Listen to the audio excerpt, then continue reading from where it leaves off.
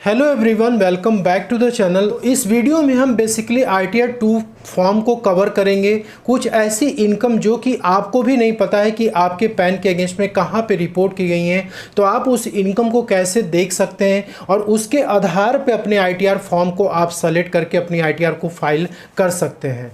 तो दोस्तों, ITR 2 में कुछ इनकम ऐसे होते हैं जिसको कि आपको शो करना ज़रूरी होता है। यदि आप उस इनकम को नहीं शो करते हैं तो फिर आपकी ITR डिफेक्टिव हो जाती है। कुछ ऐसे इनकम जैसे कि आप सैलरी एम्प्लॉय हैं तो आपको सैलरी के साथ साथ यदि आपको लेट सपोज कि आप म्यूचुअल फंड और शेयर मार्केट में आप इन्वेस्टमेंट करते हैं, उससे आपको इनकम हो रखी है, या फिर आप क्रिप्टो वगैरह में आपने इन्वेस्टमेंट कर रखा है, आपने सेलिंग वगैरह कर रखी है, उससे आपको इनकम हो रखी है, या फिर आप जो है ऑनलाइन गेमिंग वगैरह करते हैं, उससे भी आपको इनकम हो रही है, तो ऐसे केसेस में आपको ITR 2 फॉर्म के साथ जाना चाहिए। दोस्तों, अपनी इनकम को पता करने के लिए कि आपके पैन के अगेंस्ट में कौन कौन सी इनकम रिपोर्ट की गई है, तो आप सिंपली क्या कर सकते हैं, AIS और 26AS को आप चेक कर सकते हैं। 26AS में आपकी वो इनकम आती है जिसपे कि TDS कटा होता है, वो इनकम भी आपको अपनी ITR में लेनी ज़रूरी होती है। तो 26AS के लिए आप ई फाइल वाले सेक्शन में आते हैं, इनकम टैक्स रिटर्न और व्यू फॉर्म 26AS पे क्लिक करके अपनी इनकम को आप यहाँ से देख सकते हैं। इसके बाद आपको AIS पे क्लिक करना है और यहाँ पर आप प्रोसीड बटन पे क्लिक करेंगे और इसके बाद यहाँ पर आपको AIS पे क्लिक करना है। तो दोस्तों, यहाँ पर जो इनकम दिखती है ना, इसमें TDS वाली भी इनकम दिखती है और नॉन TDS वाली भी इनकम दिखती है। तो जैसे यहाँ पे आप जैसे AIS पे क्लिक करेंगे तो आप यहाँ पे देखेंगे आपके पैन के अगेंस्ट में जितनी भी इनकम रिपोर्ट की जाती है उसकी पूरी लिस्ट यहाँ पे आ जाती है।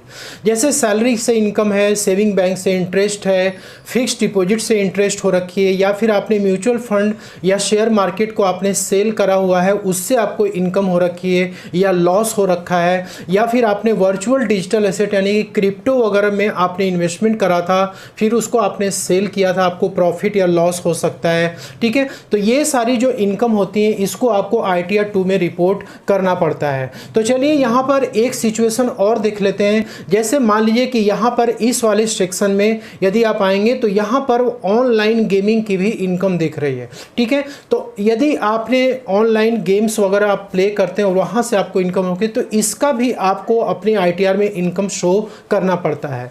तो आपको अपना AIS प्रॉपर तरीके से चेक कर लेना है और सैलरी की जो डिटेल है जिसपे कि TDS वगैरह कटा है या डिविडेंड वगैरह आपको रिसीव हुआ है उस पर भी TDS वगैरह हो सकता है कटा हो, तो आप 26AS को देखकर तभी अपने ITR में उसको रिपोर्ट करना चाहिए। तो दोस्तों, ITR 2 फाइल करने के लिए बेसिकली आप ई फाइल वाले सेक्शन में आप आते हैं, इनकम टैक्स रिटर्न और फाइल इनकम टैक्स रिटर्न पे आपको क्लिक करना होता है। असेसमेंट ईयर आप यहाँ पे 24-25 सेलेक्ट करते हैं, ऑनलाइन मोड, देन आपको कंटिन्यू बटन पे क्लिक करना होता है और यहाँ पर आपको स्टार्ट न्यू फाइलिंग पे क्लिक करना है और यहाँ पे दोस्तों आपको इंडिविजुअल सेलेक्ट करना है, देन आपको कंटिन्यू बटन पे क्लिक करना है। यहाँ से आपको ITR 2 फॉर्म सेलेक्ट करना है, देन प्रोसीड विथ ITR 2 पे आपको क्लिक करना है और यहाँ पर आप ओके पे क्लिक करेंगे। लेट्स गेट स्टार्टेड पे आपको क्लिक करना है। आपको यहाँ पे taxable income is more than basic exemption limit पे आपको क्लिक करना है, देन आपको कंटिन्यू बटन पे क्लिक करना है। तो दोस्तों, यहाँ पे आपको शेड्यूल अपना सेलेक्ट करना होता है। तो जैसे ही आप यहाँ पे जनरल शेड्यूल में आप तो आपको कुछ करना नहीं है, इनकम वाले शेड्यूल में जब आप आते हैं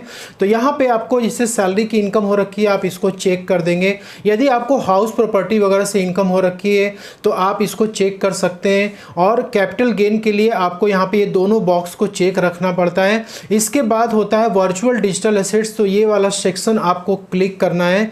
अदर सोर्सेज की इनकम के लिए आपको सेविंग बैंक की इंटरेस्ट, फिक्स डिपॉजिट की इंटरेस्ट के लिए इसे सेलेक्ट करना होता है। तो दोस्तों, यहाँ पे आपको शेड्यूल अपना सेलेक्ट करना होता है। तो जैसे ही आप यहाँ पे जनरल शेड्यूल में आप तो आपको कुछ करना नहीं है, इनकम वाले शेड्यूल में जब आप आते हैं तो यहाँ पे आपको जिससे सैलरी की इनकम हो रखी है आप इसको चेक कर देंगे। यदि आपको हाउस प्रॉपर्टी वगैरह से इनकम हो रखी है तो आप इसको चेक कर सकते हैं और कैपिटल गेन के लिए आपको यहाँ पे ये दोनों बॉक्स को चेक रखना पड़ता है। इसके बाद होता है वर्चुअल डिजिटल एसेट्स, तो ये वाला सेक्शन आपको क्लिक करना है।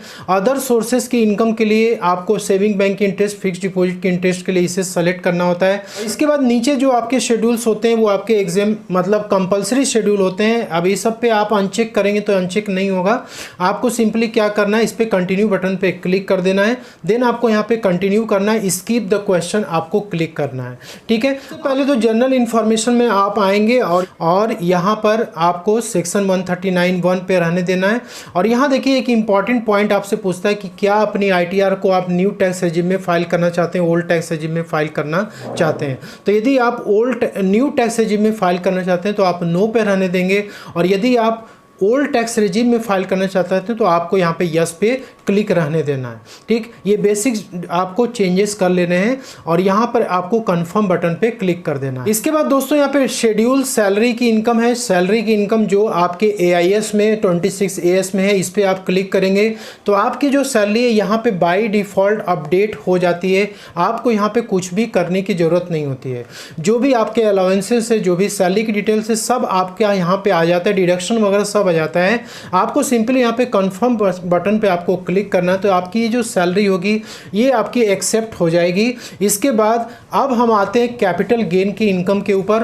तो यहाँ पे आपको क्लिक करना है। तो कैपिटल गेन के लिए सिंपली आपको क्या करना है कि जिस भी ब्रोकर के प्लेटफॉर्म से आपने इन्वेस्टमेंट करा है, सेलिंग वगैरह की है, उस प्लेटफॉर्म पे जा करके आपको क्या करना है कि एक कैपिटल गेन स्टेटमेंट आपको डाउनलोड कर लेना है। चाहे म्यूचुअल फंड हो, चाहे शेयर मार्केट हो, दोनों का स्टेटमेंट आपको डाउनलोड करके और उसके बाद वहाँ पे आपको कैपिटल गेन का अमाउंट दिख जाएगा। और यहाँ पे जब आप आएंगे शेड्यूल कैपिटल गेन में तो आपको सिंपली क्या करना है, ये दोनों सेक्शन आपको चेक करना है। यदि आपको शॉर्ट टर्म कैपिटल गेन हो रखी है तो आप जो है पहला वाला ऑप्शन सेलेक्ट करेंगे। यदि आपका लॉन्ग टर्म कैपिटल गेन हो रखा है तो आपको दूसरा वाला ऑप्शन सेलेक्ट करना पड़ेगा।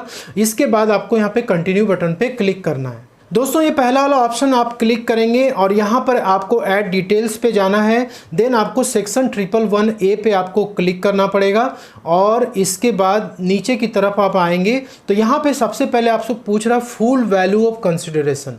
तो यहाँ पे जो भी स्टेटमेंट आपने डाउनलोड कर रखा है उसमें आपको टोटल सेल वैल्यू लेनी है। ठीक है, यहाँ पे टोटल सेल वैल्यू आपको एंटर कर देनी है। कॉस्ट ऑफ एक्विजिशन मतलब जितने में आपने परचेस करा था उसकी कॉस्ट आपको एंटर करनी है। और यहाँ पे यदि आपका कोई एक्सपेंसेस वगैरह हो रखा है, ब्रोकरेज कमीशन, जो भी चार्जेस आपने पे कर रखा है वो आपको टोटल यहाँ पे करने के बाद आप जो है जब इंटर करेंगे तो यहाँ पे आपको शॉर्ट टर्म कैपिटल गेन निकाल के आपको दे देगा। देन आपको यहाँ पे ऐड बटन पे क्लिक करना है। दूसरा दोस्तों यहाँ पे लॉन्ग टर्म कैपिटल गेन का केस, आप इस पर क्लिक करेंगे और यहाँ पर आपको लॉन्ग टर्म कैपिटल गेन के केस में आपको सेक्शन 112A में आपको रिपोर्ट करना है।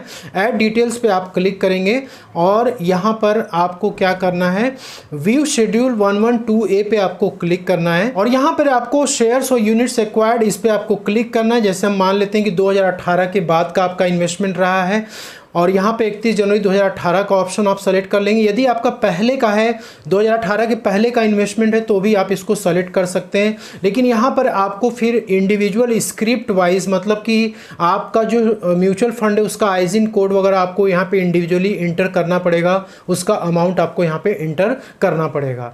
तो हम यहाँ पे सपोज दैट कि 31 जनवरी के बाद की बात कर रहे हैं तो यहाँ पे आपको सिंपली कॉस्ट ऑफ एक्विजिशन मतलब जितने में आपने परचेस करा था वो अमाउंट और यहाँ पे आपको एक्सपेंसेस इंटर करना है और यहाँ पर आपको सेल वैल्यू टोटल इंटर करनी है। तो ये आपका लॉन्ग टर्म कैपिटल गेन ये आपका कैलकुलेट कर दे। इसके बाद दोस्तों आपको यहाँ पे कंफर्म बटन पे क्लिक करना है। इसके बाद दोस्तों यहाँ पे आपका शेड्यूल 112A अपडेट हो जाएगा। यहाँ पर अब आते हैं वर्चुअल डिजिटल एसेट के केस में आपको शेड्यूल वर्चुअल डिजिटल एसेट पे क्लिक करना है और यहाँ पर जो भी आपके इन्वेस्टमेंट थे वर्चुअल डिजिटल एसेट में उसका स्टेटमेंट आपको ज़रूर से डाउनलोड करना है। जिस भी प्लेटफॉर्म से आप अपना इन्वेस्टमेंट करते थे वहाँ से स्टेटमेंट कैपिटल गेन का आप डाउनलोड कर लेंगे।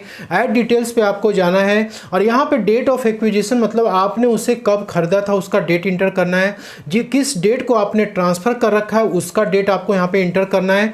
देन आपको कॉस्ट ऑफ एक्विजिशन मतलब जो आपके परचेस कॉस्ट है जो बाई वैल्यू है वो आपको इंटर करना है और यहाँ पे आपने कितने में इसको सेल आउट करा है उसका अमाउंट आपको इंटर करना है।